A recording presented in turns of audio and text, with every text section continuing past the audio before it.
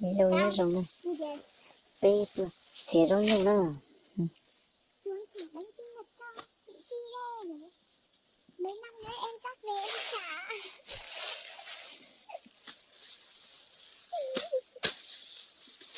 Đúng rồi em nói đúng rồi.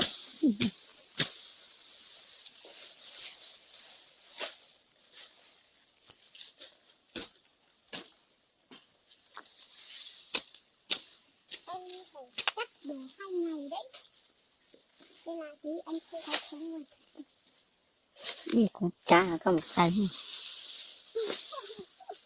Ở đây chưa cứu anh luôn.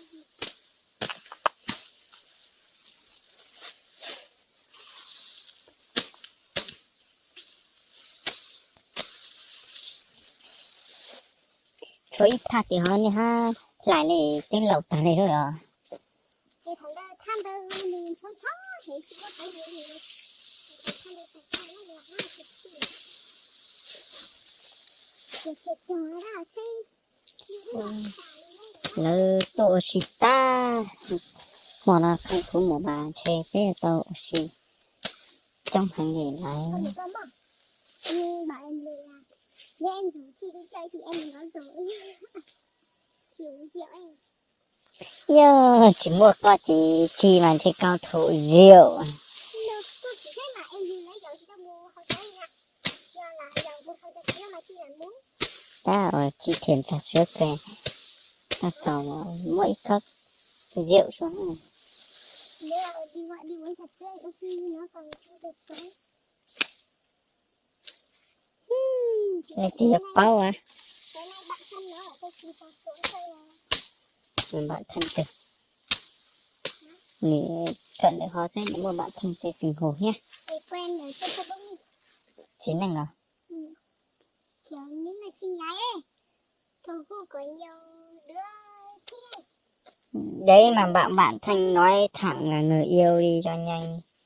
Chứ có người yêu đâu nó cái thằng tự đức của nó kia 200 năm kia nó Bảo không có người yêu đi suốt ngày đang túc buồn. thằng tự đức của nó 200 năm ấy. Học sinh cấp 3 ở ngoài hiện này thôi mà. Thế hả? Nhưng mà thằng đấy lại nói với cái lâu bảo là nó không được trình để tán cái chi. Thế là nó chỉ bảo là khi nào em lớn em sẽ tán chị. Nó nói cái chi. Nên chỉ trẻ con cả hết. Dạ. Mỗi lần họ bỏ vào thế cái mùa hay là mông. Dạ. Có này chỉ con cả hết này. 18 tuổi sau lòng. Thì nó là em út thì nó sẽ cảm giác nó trẻ con hơn. Có chiều nhóc cái to xe mà cậu đi xong có hai chuyện lầu thì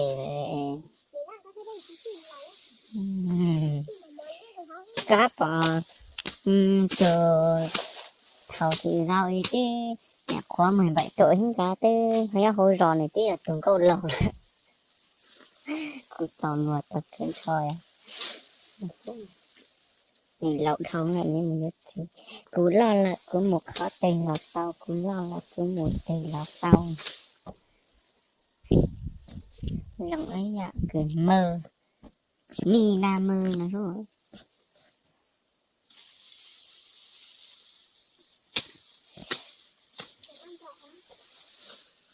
giọt cả thì sẽ nó thành nó lại xinh lắm